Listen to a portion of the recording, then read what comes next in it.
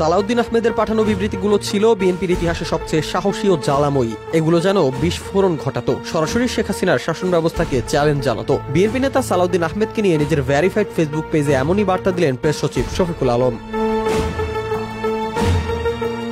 শফিকুল আলম লিখেন, সালাউদ্দিন আহমেদকে নিরাপত্তা বাহিনীর অপহরণ, নির্যাতন ও সীমান্ত পার করে দেওয়ার কয়েক সপ্তাহ আগে থেকেই তিনি গোপন স্থান থেকে বিএনপির মুখপাত্র হিসেবে কাজ শুরু করেছিলেন। তখন আওয়ামী লীগ সরকার বিএনপির উপর ব্যাপক দমন পীড়ন চালাচ্ছিল। খালেদা জিয়াকে গুলশানের অফিসে গৃহবন্দী করে রাখা হয়েছিল। বিএনপির শীর্ষ নেতারা অনেকেই আত্মগোপনে চলে যান, কেউ বা ধরা পড়েন পুলিশের বিশেষ বাহিনী র্যাবের হাতে।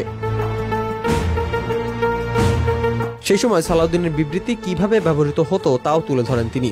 বলেন, সে সময় প্রতিদিন সালাউদ্দিন আহমেদের বিবৃতি পেতাম।